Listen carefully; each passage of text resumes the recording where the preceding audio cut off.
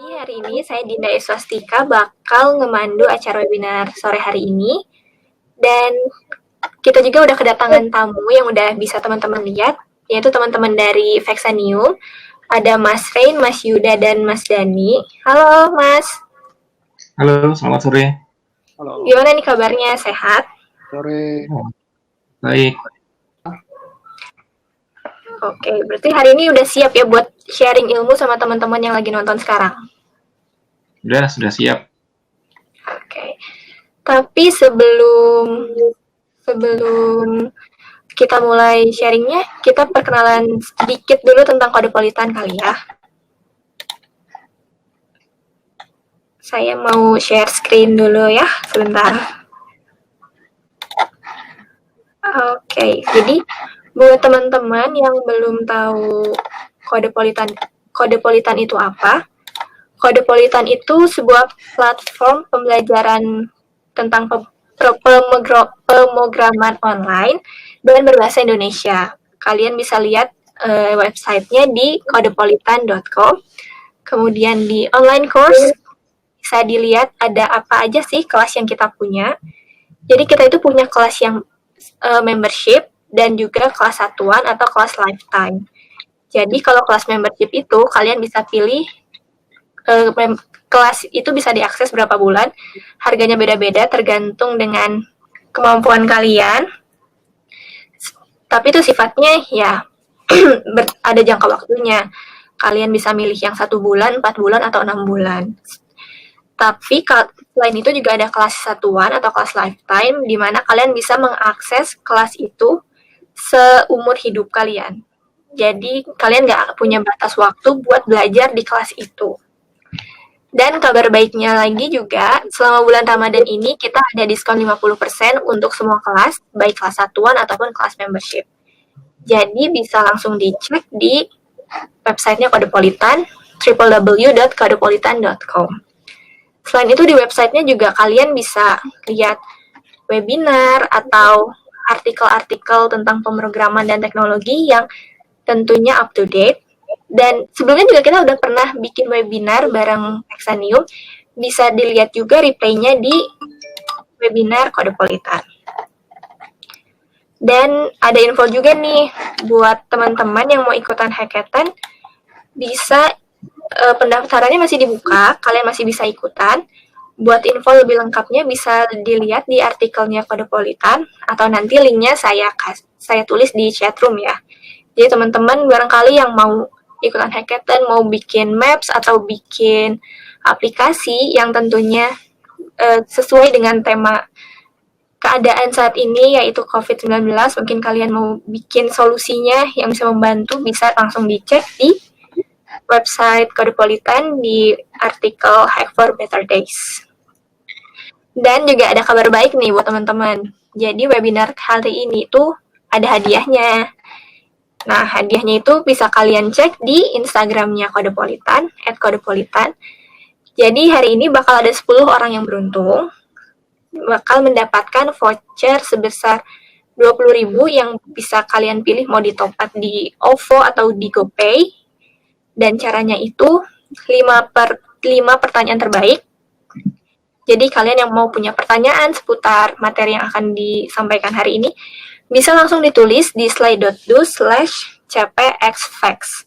Jangan lupa tulis nomor HP-nya juga, jadi nanti tim dari Kodepolitan bisa menghubungi kalian. Dan 5 orang beruntung yang lainnya itu, kalian bisa sharing kegiatan kalian ketika nonton webinar ini, upload di IG story kalian, dan jangan lupa mention ke Kodepolitan, yaitu di @kodepolitan.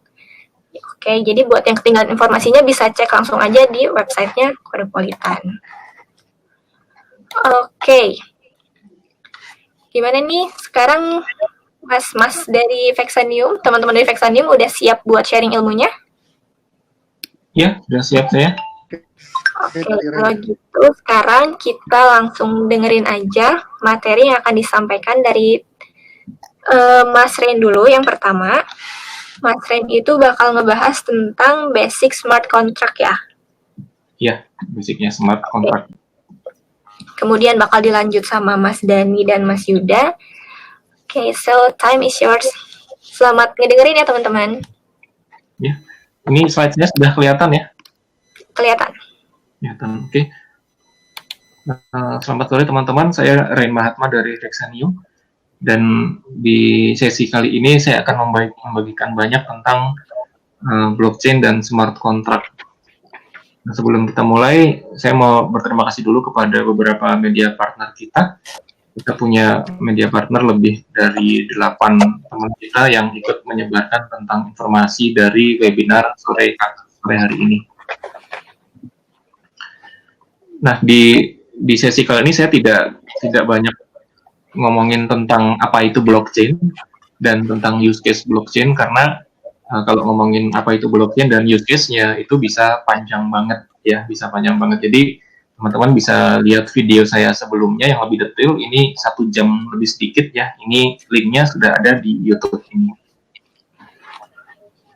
Nah, sebagai pengantar, memang saya kasih sedikit aja tentang definisi blockchain dan karakter-karakter blockchain. Bisa Anda lihat di slide ini secara sepintas ya. Jadi di blockchain itu datanya disimpan di banyak tempat yang identik ya datanya, dan karakter blockchain datanya saling terhubung dengan yang lain. Jadi kalau ada hacker mau ngehack, itu harus juga ngehack semua blok yang ada ya. Jadi biaya untuk melakukan fraud atau hack itu menjadi lebih besar daripada database biasa. Dan sifat blockchain itu peer-to-peer. Kita di Vexanium juga bentuknya itu Vexanium ini bukan perusahaan teknologi seperti umumnya ya. Kita tuh adalah foundation ya, seperti halnya protokol internet yaitu HTTP itu semuanya kebanyakan berupa foundation karena kita adalah protokol. Dan blockchain itu bisa menyimpan data ya, tidak seperti internet pada umumnya. Blockchain secara natif bisa menyimpan data. Ya, ada banyak banget karakter dari blockchain bisa Anda lihat di sini. Dan blockchain itu bisa diterapkan di hampir semua industri. Misalnya kalau kita lihat di artikel dari McKinsey ini ya, ini adalah use case blockchain bisa diterapkan di semua industri. Jadi Anda tinggal klik di sini, kira-kira industri apa yang memiliki visibility tinggi dan menengah dan sebagainya. Nah, ini bisa diterapkan di semua industri, dan ini sebenarnya artikel tahun 2018 ya. Sekarang mungkin sudah lebih banyak lagi. Nah, blockchain itu merupakan inovasi di bidang pencatatan. Ya, pencatatan ini tidak bisa kita remehkan ya, karena pencatatan itu ternyata menurut sejarahnya itu bisa melahirkan yang namanya perusahaan. Jadi dulu accounting waktu masih single entry itu tidak bisa membuat perusahaan, tetapi dengan melakukan double entry itu mulai muncul yang namanya kapitalisme. Jadi sistem pencatatan itu betul-betul sesuatu yang sebetulnya bukan sesuatu yang kecil ya. Nah, blockchain itu juga bisa disebut layer value yang sebelumnya tidak ada di internet. Jadi kalau di internet itu ya protokol yang dipakai seperti ini, tapi dengan adanya blockchain itu bisa ada di sini, merupakan value layer yang mana di atasnya bisa dibuat banyak aplikasi di atasnya gitu ya. Dan Vexanium posisinya ada di value layer di sini. Nah, sebelum kita ngomongin lebih detail tentang smart contract, kita ngomongin dulu tokenisasi ya. Tokenisasi ini adalah sebuah istilah baru yang mana ini merupakan bagian dari blockchain ya. Ini URL panduannya bisa Anda lihat di bawahnya, ada URL-nya. Jadi tokenisasi ini definisinya adalah bagaimana kita merepresentasikan sebuah aset di dalam dunia nyata menjadi aset di dunia digital ya. Ternyata aset di dunia digital itu memiliki banyak keuntungan dibandingkan aset di dunia nyata gitu ya. Jadi diwakilkan oleh aset di dunia digital. Ya, salah satunya kalau di dunia nyata itu asetnya sulit dibagi-bagi, sulit ditransfer juga. Nah, ternyata di dunia digital dengan konsep tokenisasi, aset itu bisa dibagi-bagi dan mudah ditransfer. Nah, ini adalah beberapa contoh dari aset-aset yang bisa ditokenisasi, tetapi tidak terbatas pada aset-aset seperti ini.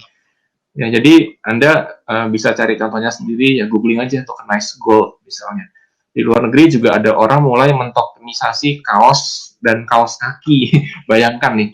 Jadi kalau Anda lihat di Indonesia kan mulai muncul apa Jakarta Sneaker Project ya, harga sneakers atau sepatu itu bisa jutaan rupiah.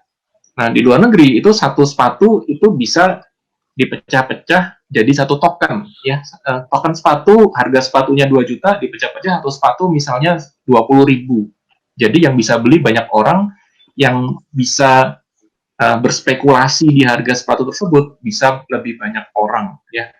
Jadi segala hal ini bisa ditokenisasi ya, termasuk aset tangible atau aset yang intangible. Termasuk ada yang bikin mentokenisasi effort ya, 1 jam dari waktu dia untuk mendesain, itu juga bisa ditokenisasi ya. Ini contoh dari tokenisasi kaos kaki ya, namanya Unisocks ya. Ada juga nih orang yang berspekulasi di harga kaos kaki, ternyata ada gitu. Ya ini sih bisa dibilang semacam percobaan ya, ini bukan suatu hal yang proven dalam hal kaos kaki ditokenisasi, ini bukan hal yang proven. Ya orang nyobain, ada nggak sih yang mau beli? Ternyata ada juga gitu. Ini tokenisasi kaos, jadi desain kaos yang keren ya. Ini juga bisa ditokenkan, orang bisa ikut berspekulasi di harganya. Dan kalau udah orang beli jumlah tokennya sesuai harga satu baju, itu bisa dikirimkan ke semua negara. Nah, tokenisasi ini dibandingkan sama aset yang tidak ditokenkan, itu memiliki beberapa kelebihan. Misalnya, aset yang ditokenisasi itu menjadi borderless. Kemudian bisa ditransfer di seluruh dunia dengan cepat, ya, hampir real time. Kalau kita di Vexanium bisa real time, ya. Karena kecepatannya sangat cepat. Kemudian minimal pembeliannya itu bisa rendah sekali, gitu ya. Ini contoh di sini, misalnya kalau kita mentokenkan rumah atau properti, itu Anda untuk membeli dan untuk berspekulasi ke harga rumah itu membutuhkan uang cash 700 juta misalnya. Tetapi apabila rumah ini sudah ditokenkan, itu hanya dengan mungkin 200.000 atau berapa puluh ribu itu sudah bisa dibeli. Ya, orang bisa berpartisipasi dengan dana kecil untuk berspekulasi di aset tersebut. Jadi sebetulnya tokenisasi ini memungkinkan semua orang yang sebelumnya tidak bisa berpartisipasi itu menjadi bisa. Nah, ini yang bisa disebut blockchain bisa membuka market baru sehingga bisa memakmurkan ekonomi suatu negara. Nah, itu penjelasan lebih lengkapnya ada artikelnya sih di Codeipolitan tentang bagaimana blockchain bisa membuka market baru dan memakmurkan negara. Di tokenisasi itu kalau diperdagangkan dengan kontrak tradisional, itu aset tradisional itu sifatnya lambat, mahal, dan banyak middleman. Tapi kalau aset ini sudah ditokenize, itu diperdagangkannya dengan smart contract. Ya, makanya kita hari ini akan belajar dasar dari smart contract. Itu prosesnya cepat, sangat murah, dan tidak ada middleman. Nah, smart contract juga bisa dipakai untuk barang yang memang secara digital sudah natif dari situ gitu ya. Jadi dari sononya sudah digital ya. Misalnya ada online betting ya. Online betting ini kalau di luar negeri besar banget, itu semua kena disrupsi oleh blockchain dan smart contract, game digital atau digital product. Lalu ada juga parametric automated insurance. Nanti ada contohnya ini ya. Juga crypto exchange ya. Termasuk tadi contoh-contoh barang yang bisa ditokenkan ya. Nah, smart contract sendiri definisinya adalah kode-kode yang mewakili logika bisnis. Jadi dia memiliki fungsi bisa menyimpan rule atau aturan-aturan, terus memverifikasi aturan, lalu juga bisa dieksekusi dengan otomatis ya. Apa yang dieksekusi kontraknya yaitu sesuai agreement dari buyer dan seller yang dimasukkan di dalam coding-codingan gitu ya. Dan sifatnya adalah bisa di-trace, transparan, dan tidak bisa di-reverse. Kalau udah dilakukan transaksi tidak bisa dibalikin lagi. Ya. Ini definisi awal dari smart contract. Nah, ini adalah bedanya kontrak tradisional dan smart contract Anda bisa lihat kalau dengan kontrak tradisional itu kalau Anda ingin menjual rumah itu harus melewati berbagai macam middleman ya. Anda butuh lawyer dan Anda butuh agent di tengah-tengahnya, yang mana biasa bisa memakan fee yang sangat besar di sini. Sedangkan kalau dengan smart contract itu Anda bisa mengakses decentralized app ya. Vexanium adalah platform untuk debt ya. Dengan mengakses debt, orang bisa melakukan transaksi dengan cepat tanpa harus melalui middleman. Ya, ini adalah contoh dari aplikasi smart contract. Nah, penggambaran lainnya yang bisa dibilang mirip-mirip dengan tadi ya. Jadi suatu aset itu bisa ditokenisasi sehingga diaksesnya melalui debt, lalu aset yang sudah ditokenkan ini itu ditransaksikan lewat smart contract antara buyer dan seller. Nah, contoh yang paling mudah tentang smart contract adalah vending machine ya. Di mana vending machine ini kan tadi saya sampaikan ini semacam bisnis logic ya. Bisnis logiknya adalah jika seseorang memasukkan 10.000, lalu jika Anda menekan suatu produk, di situ produk minuman, maka mesinnya akan mengeluarkan minuman yang Anda tekan ya. Ini adalah logika smart contract yang simple. Ini contoh lainnya dari parametric insurance ya. Kita lihat dulu videonya. You don't like to be delayed, neither do we. But when it happens, there is nothing you can do except hope for some assistance from your airline. You have travel insurance? Fine. But are you covered for plane delay? Whatever the cause of the delay? Not so sure. Even when you are eligible for a compensation, it can be a bit painful to get it. At Busy, we transform your hassle into financial benefit.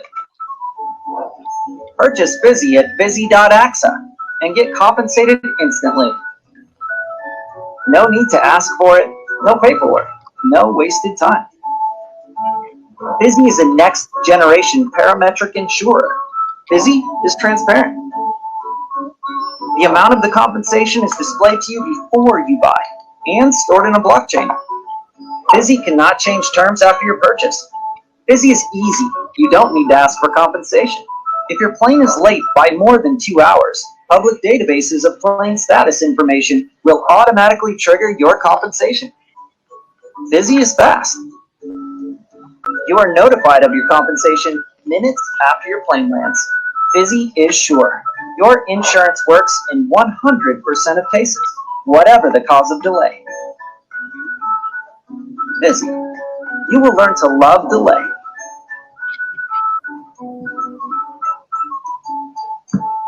Nah, ini contoh dari smart contract ya. Jadi logikanya adalah jika seseorang mentransfer premi, lalu menurut data flight yang ada, ternyata pesawatnya delay, maka ngetransfer uang pertanggungan. Ya, ini contoh smart contract yang sudah ada dan sudah digunakan. Ya.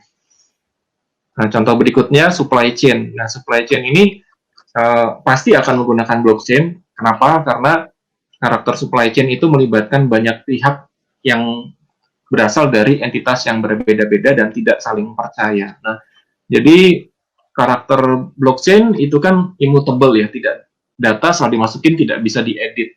Jadi sifatnya trust. Nah, dengan menggunakan sensor IoT dalam pengiriman barang, di mana IoT ini dia mendeteksi perubahan suhu, goncangan, dan lokasi.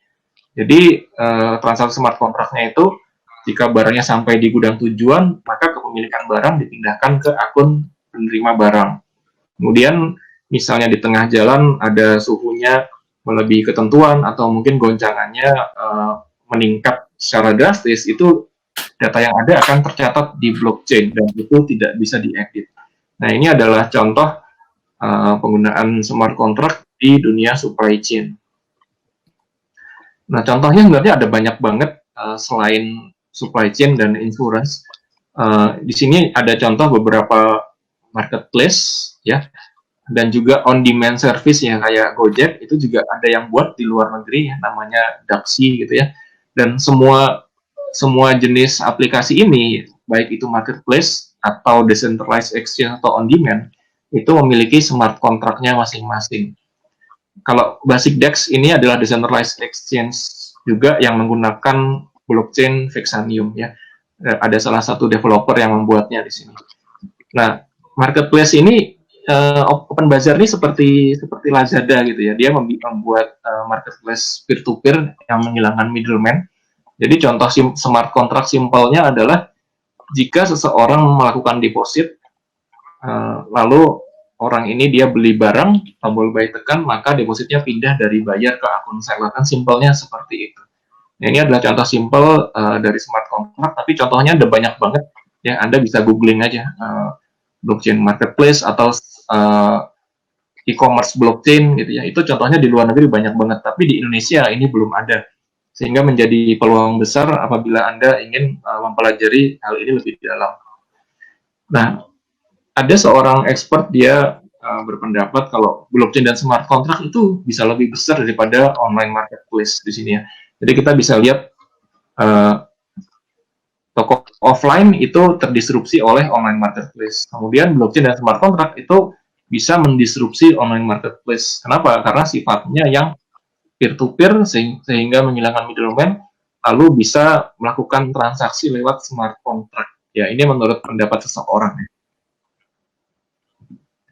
Kemudian secara simpel perbedaan smart contract dan traditional contract adalah tentang biayanya yang lebih rendah, kemudian bisa cepat terlaksana dan tidak pakai human interference. Ya, jadinya kalau ada karyawan resign banyak itu tidak berpengaruh. Misalnya apa? Misalnya Anda lihat Bitcoin ya, Bitcoin bisa sebesar itu, tetapi tidak punya teller, tidak punya CEO, tidak punya kepala cabang gitu ya.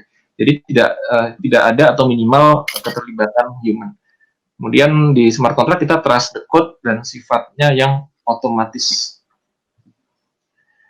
Nah, mungkin ada yang nanya, ini pemakaiannya seberapa lama sih? Apakah 5 tahun lagi atau 10 tahun lagi? Ya, kalau Anda lihat berita-beritanya, ini semua kemungkinan besar dan sudah pasti ya, ini akan menggunakan smart contract-nya ya. China sudah mengumumkan sudah keluar bentuk wallet-nya malah ya, smart contract-nya mereka dan juga digital currency-nya dari digital yuan sudah ada gitu ya. Jepang juga lagi mempertimbangkan ya, dolar juga sama proposalnya lagi naik ke DPR-nya US ya. Jadi ini sudah tahun ini sih Cina kayaknya bakal launching ya.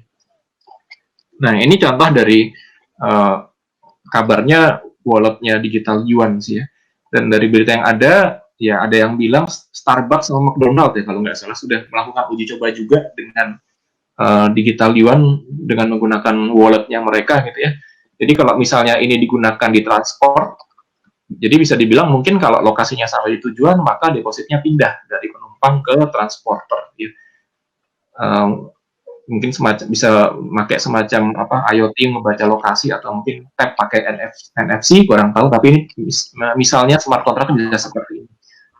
Dan sekarang ini kenapa Cina masuk ke digital yuan ada kemungkinan terkait pemotongan pajak ya. Jadi sekarang ini kan kesulitan negara-negara, mungkin banyak yang pajaknya bersifat manual ya, nyetor pajak sendiri, ngelaporinya susah ya.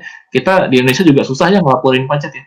Jadi kalau misalnya uang itu udah digital, maka pemotongan pajak, baik itu pajak gaji atau pajak PPN, itu bisa dilakukan dengan smart contract. Nah, ini adalah sesuatu hal yang besar banget ya, karena berdampak pada semua orang ya, semua orang rakyat gitu, atau warga negara. Nah, jadi Anda sudah belajar bagaimana smart contract itu contohnya apa dan pentingnya apa, termasuk seberapa dekat itu dengan kita sekarang. Kalau kita di Vexanium, langkah pertama dalam buat smart contract adalah Anda perlu download dulu yang namanya aplikasi kami, namanya Vex Wallet. Ya, Anda bisa nih nama aplikasinya ini Vex Wallet, Decentralized Blockchain Wallet, ini di Android ya, di Google Play. Nanti setelah Anda download itu Anda perlu membuat akun blockchain Vexanium ya, akun blockchain Vexanium. Nah, ini untuk cara download, cara buatnya Anda bisa lihat video saya dan slide saya di link ini. Ya, saya hari ini tidak akan menjelaskan semuanya karena ini bisa 1 jam sendiri untuk penjelasannya. Dan nanti Anda akan menemukan yang namanya akun blockchain Vexanium itu 12 karakter nanti. Kemudian selain itu Anda juga akan mendapatkan private key. Private key ini adalah bisa dibilang kartu ATM Anda dan juga PIN ATM Anda bersamaan. Jadi kalau akun blockchain Vexanium itu bentuknya 12 karakter, kalau private key itu bentuknya karakternya banyak. Ya, kalau nggak salah 64 karakter kalau nggak salah ya. Karakter banyak dan random banget. Nah, itu nanti Anda harus simpan, jangan sampai hilang ya. Nanti Anda kalau mau tahu lebih lengkap bisa lihat di URL ini. Ini adalah langkah pertama ya. Anda harus install dulu Vex Wallet. Nah, beberapa karakter dari Vex Wallet adalah ini Vex Wallet itu adalah gateway untuk mengeksplor decentralized web. Jadi Anda mau tahu konsep desentralisasi dan aplikasinya seperti apa, itu harus download Vex Wallet dulu. Kemudian Vex Wallet berupa debt platform. Orang bisa mengakses banyak debt dari sini. Jadi ini semacam internet sendiri sih, bisa dibilang begitu. Kemudian ada private key. Ingat, private key itu Anda harus simpan, jangan sampai hilang. Dan karakter dari decentralized wallet adalah tidak ada fitur forgot password. Jadi kalau Anda passwordnya hilang, ya bisa dibilang Anda kehilangan uang Anda di sini. Ya karena emang karakter dari decentralized wallet seperti itu, gitu ya. Ya, untuk lengkapnya Anda bisa lihat sendiri di URL sebagai berikut ini. Oke, dari saya presentasi itu aja. Thank you. Kalau ada pertanyaan bisa kirimkan email ya.